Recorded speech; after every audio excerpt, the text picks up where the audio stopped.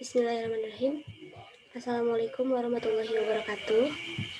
Perkenalkan, nama saya Aulia Najwa Triana dari Prodi Pendidikan Kimia B 2019 akan menjelaskan mengenai metode Project Based Learning atau pembelajaran berbasis proyek.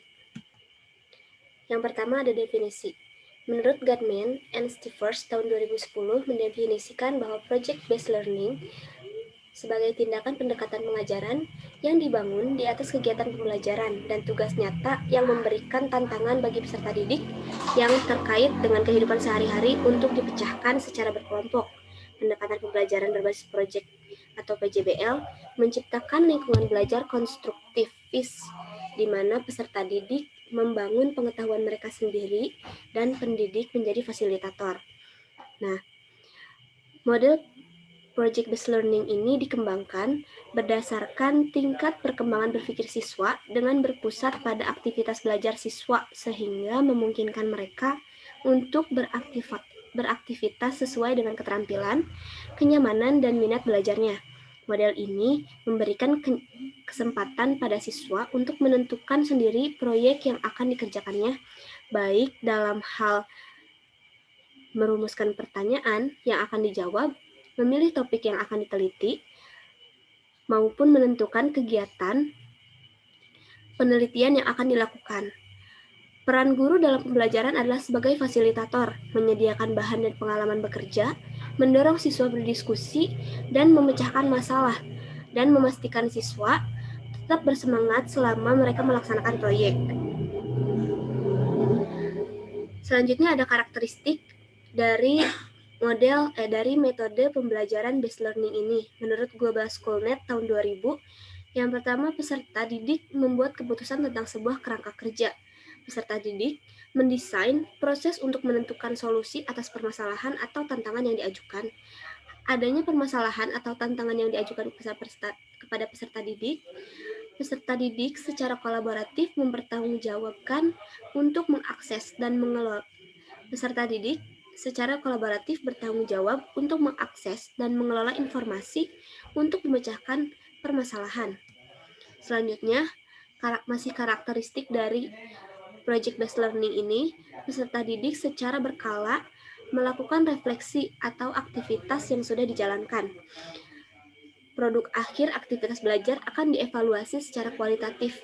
Situasi pembelajaran sangat toleran terhadap kelas kesalahan dan perubahan, serta proses evaluasi dijalankan secara kontinu.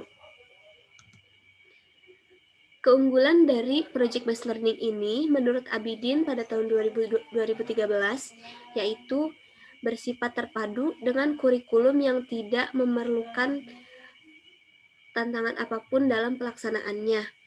Peserta didik terlibat dalam kegiatan dunia nyata dan mempraktikkan strategi otentik secara disiplin. Peserta didik bekerja secara kolaboratif untuk memecahkan masalah yang penting baginya. Teknologi integrasi sebagai alat penemu untuk penemuan, kolaborasi, dan komunikasi dalam tujuan pembelajaran penting dalam cara-cara baru. Serta meningkatkan kerjasama guru dan mengimplementasikan proyek-proyek yang melintas batas-batas geografis atau melompat zona waktu.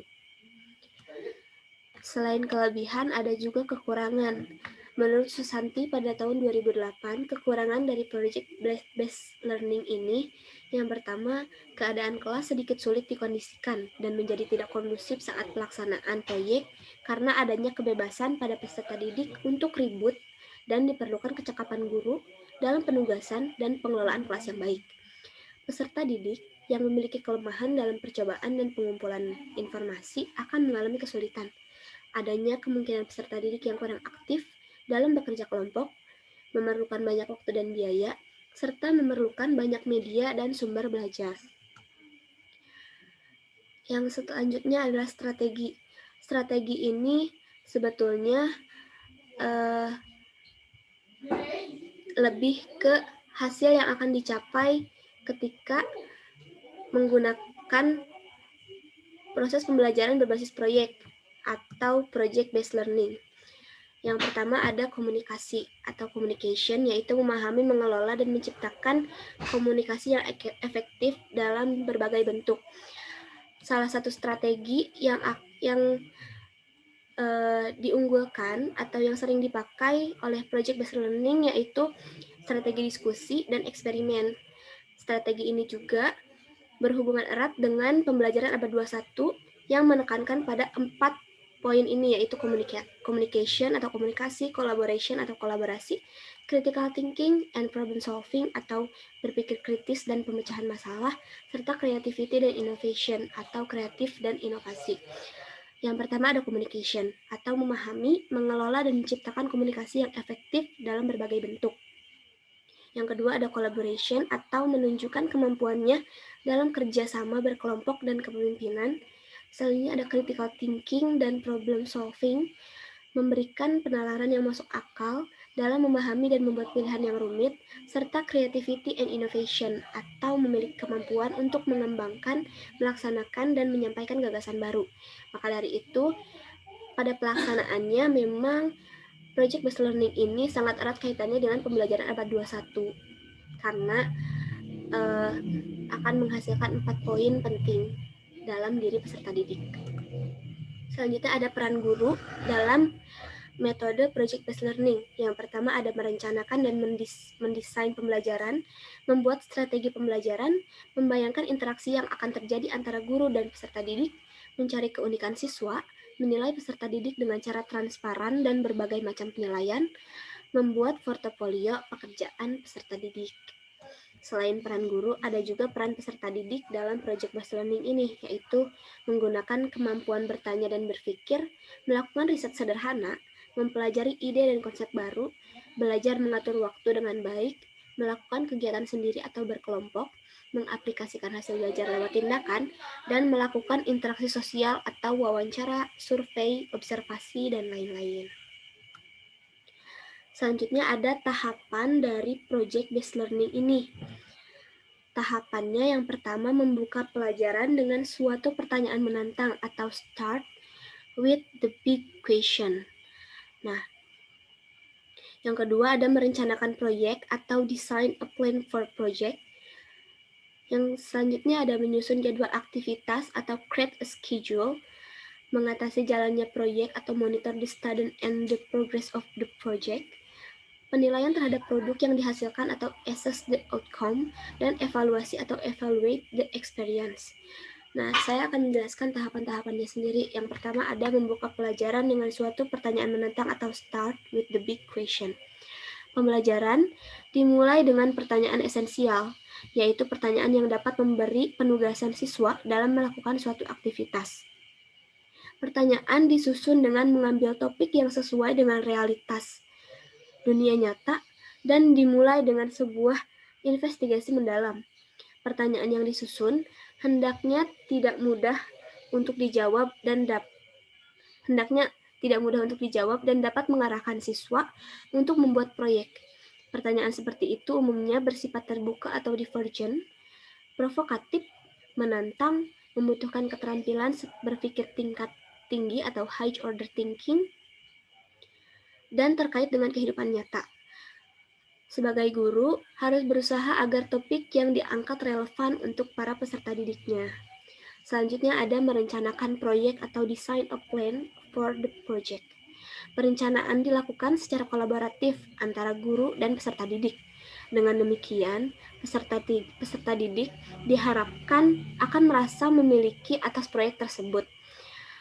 Perencanaan berisi tentang aturan main, pemilihan kegiatan yang dapat mendukung dalam menjawab pertanyaan penting dengan cara mengintegrasi berbagai materi yang mungkin, serta mengetahui alat dan bahan yang dapat diakses untuk membantu penyelesaian proyek.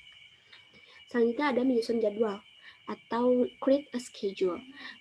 Guru dan peserta didik secara kolaboratif menyusun jadwal kegiatan dalam menyelesaikan proyek.